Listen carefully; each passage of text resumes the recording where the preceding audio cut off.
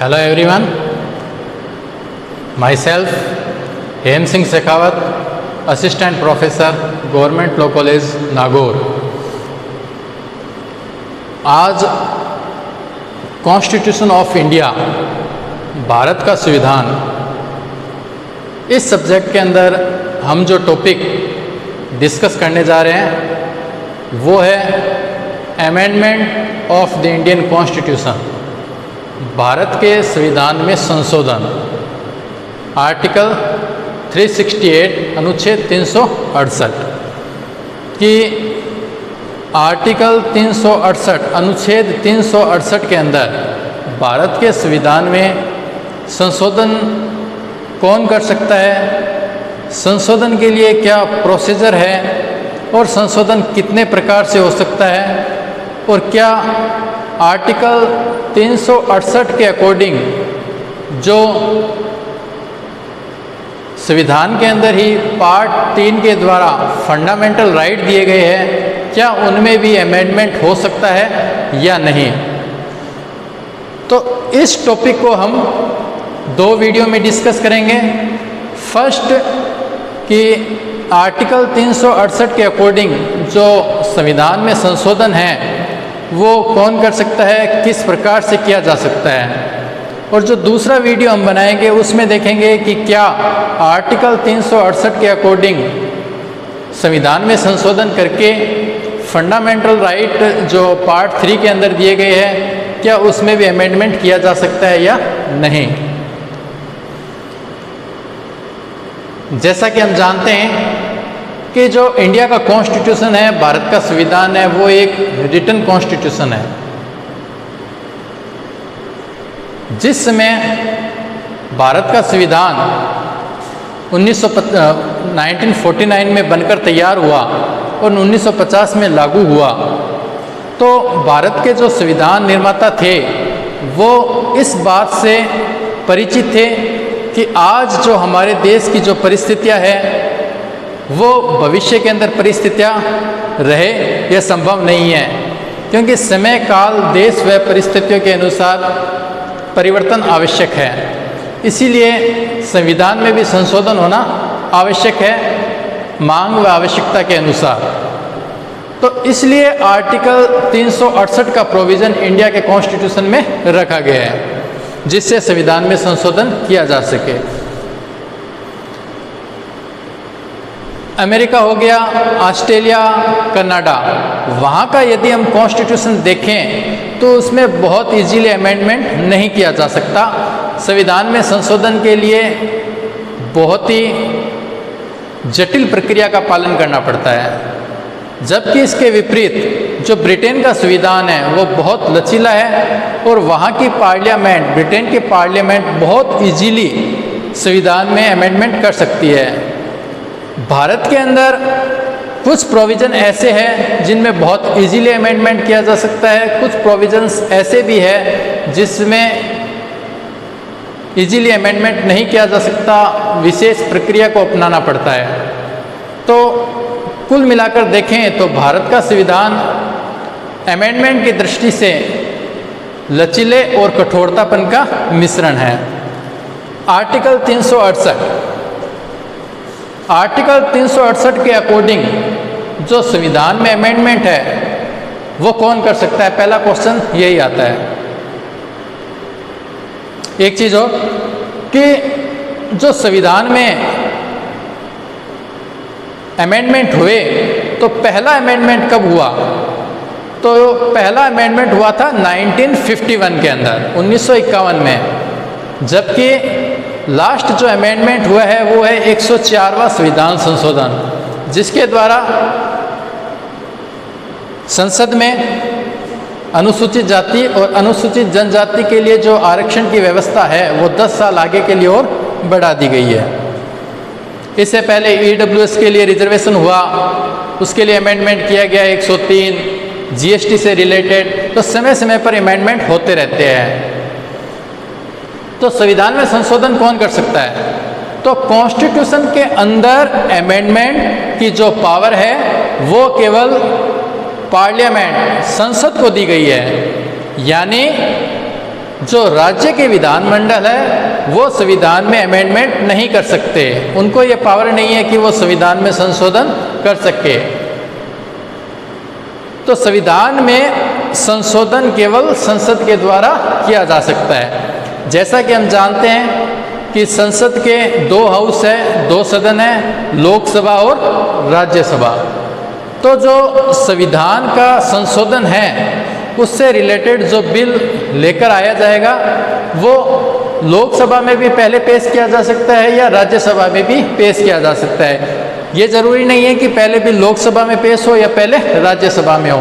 दोनों सदनों में से किसी भी सदन में उस बिल को पहले इंट्रोड्यूस किया जा सकता है, उस बिल को पेश किया जा सकता है। जब वह बिल सदन में पेश किया जाता है तो दोनों सदन यानी अलग अलग, पहले यदि लोकसभा में उस बिल को पेश किया गया है तो लोकसभा के द्वारा उस बिल को पारित करने के बाद में राज्यसभा को भेजा जाएगा और राज्यसभा भी जब उस बिल को पारित कर देगी तो उसके बाद में उसको अनुमति के लिए राष्ट्रपति के पास में भेजा जाएगा।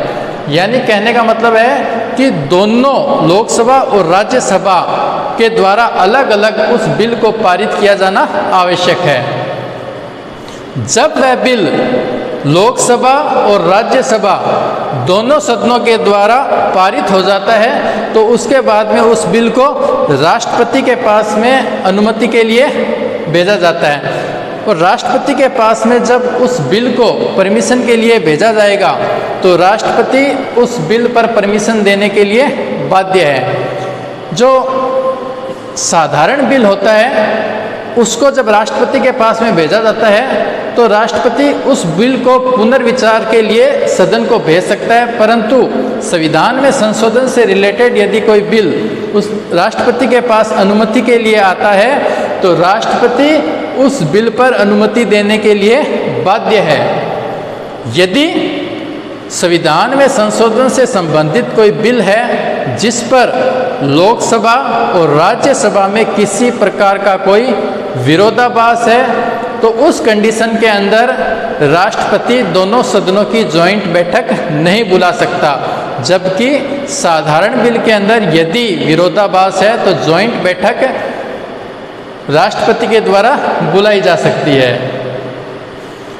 अब संविधान में जो संशोधन का प्रोसीजर है वो क्या है? संविधान में संशोधन के लिए जो बिल है वो लोकसभा और राज्यसभा दोनों सदनों के द्वारा कुल सदस्य संख्या के बहुमत तथा उपस्थित और मतदान करने वाले सदस्यों के 2/3 बहुमत के द्वारा पारित किया जाएगा।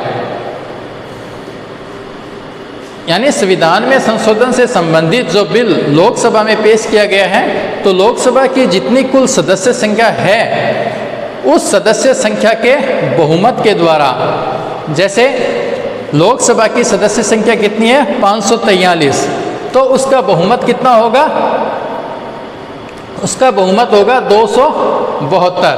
तो 272 सदस्यों के उसको समर्थन होना आवश्यक है। न केवल समर्थन बल्कि जिस दिन वो बिल पेश किया जाता है, बिल पर चर्चा होती है, उस समय उस सदन की जो कुल उपस्थित और जो मतदान करने वाले जो सदस्य हैं उनके 2/3 बहुमत के द्वारा उस बिल को पारित करना भी आवश्यक है। तो संविधान में संशोधन के लिए जो बिल है वो संसद के दोनों सदनों के द्वारा कुल सदस्य संख्या के बहुमत और उपस्थित और मतदान करने वाले सदस्यों के 2/3 बहुमत के द्वारा पारित किया जाएगा और उसके बाद में उस बिल को अनुमति के लिए राष्ट्रपति के पास में भेजा जाएगा। अब जो संविधान में अमेंडमेंट है कॉन्स्टिट्यूशन के अंदर वो कितने प्रकार से हो सकते हैं? तो भारत के संविधान के अंदर 3 प्रकार से अमेंडमेंट की व्यवस्था की गई है। फर्स्ट साधारण बहुमत के द्वारा, सेकंड विशेष बहुमत के द्वारा और तीसरा विशेष बहुमत प्लस आधे से अधिक राज्यों के विधानमंडल के द्वारा उस बिल को समर्थन होना चाहिए। तो जो 3 नंबर पॉइंट है इसमें ये जो कुछ पॉइंट बताए गए हैं जिनमें अमेंडमेंट करना हो तो विशेष बहुमत तो होगा ही होगा, प्लस जो भारत के आधे से अधिक राज्य है उनके विधानमंडल के द्वारा भी उस बिल को समर्थन होना आवश्यक है। तो साधारण बहुमत द्वारा इस श्रेणी में वे उपबंध आते हैं, वे प्रोविज़न आते हैं जिनमें संसद साधारण बहुमत के द्वारा भी अमेंडमेंट कर सकती है, सिंपल मेजॉरिटी के द्वारा। तो इसलिए क्योंकि ये साधारण बहुमत के द्वारा अमेंडमेंट हो सकते हैं तो इन्हें हम आर्टिकल 368 के क्षेत्र से बाहर रखते हैं। जैसे आर्टिकल 4 के अकॉर्डिंग यदि किसी नए राज्य का भारत के अंदर प्रवेश करना है या उसको एस्टेब्लिश करना है, स्थापना करनी है, किसी नए राज्य का निर्माण करना है या कोई राज्य है उसके नाम में चेंज करना है, उसके क्षेत्र को चेंज करना है या उसकी सीमाओं में चेंज करना है, तो संसद साधारण बहुमत के द्वारा ऐसा कर सकती है। आर्टिकल 4 यदि किसी स्टेट के अंदर विधान परिषद का निर्माण करना है या यदि कोई विधान परिषद पहले से है उस विधान परिषद को समाप्त करना है, आर्टिकल 169, तो उसको भी साधारण बहुमत के द्वारा किया जा सकता है। अनुसूचित क्षेत्रों व अनुसूचित जनजाति क्षेत्रों के प्रशासन और नियंत्रण से संबंधित मामलों में कोई अमेंडमेंट करना है, आर्टिकल 239A, तो इसको भी संसद साधारण बहुमत के द्वारा अमेंडमेंट कर सकती है। सेकंड, विशेष बहुमत के द्वारा। तो विशेष बहुमत के द्वारा जो 1 नंबर लिस्ट और जो 3 नंबर लिस्ट में नहीं आते उन को छोड़कर यदि किसी भी बात को लेकर संविधान में अमेंडमेंट करना है तो उसके लिए विशेष बहुमत वाला प्रोसीजर अपनाना होगा। विशेष बहुमत वाला क्या है? विशेष बहुमत वाला ये है कि संविधान में जो संशोधन के लिए जो बिल है वो संसद के प्रत्येक सदन यानी लोकसभा और राज्यसभा दोनों सदनों की कुल सदस्य संख्या के बहुमत और उपस्थित और मतदान करने वाले सदस्यों के 2/3 बहुमत के द्वारा उस बिल को पास होना आवश्यक है।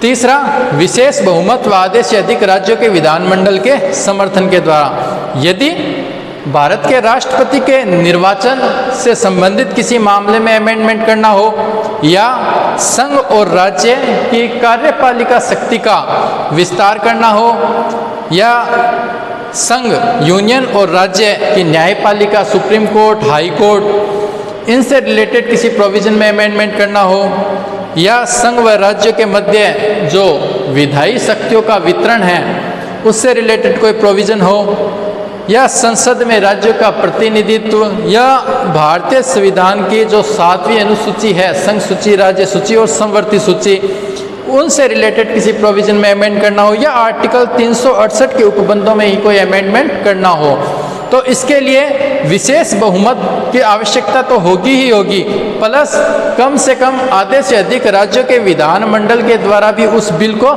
समर्थित होना आवश्यक है, तभी संविधान में संशोधन होगा इन पॉइंट से रिलेटेड। तो ये आज हमने आर्टिकल 368 के अकॉर्डिंग जो संविधान का संशोधन किस प्रकार से हो सकता है, कितने टाइप से हो सकता है, कौन कर सकता है, इसके बारे में डिस्कस किया। इसी से रिलेटेड दूसरा प्रोविज़न कि क्या फंडामेंटल राइट में अमेंडमेंट किया जा सकता है आर्टिकल 368 के अकॉर्डिंग, उसको हम अपने नेक्स्ट वीडियो के अंदर डिस्कस करेंगे। थैंक्स।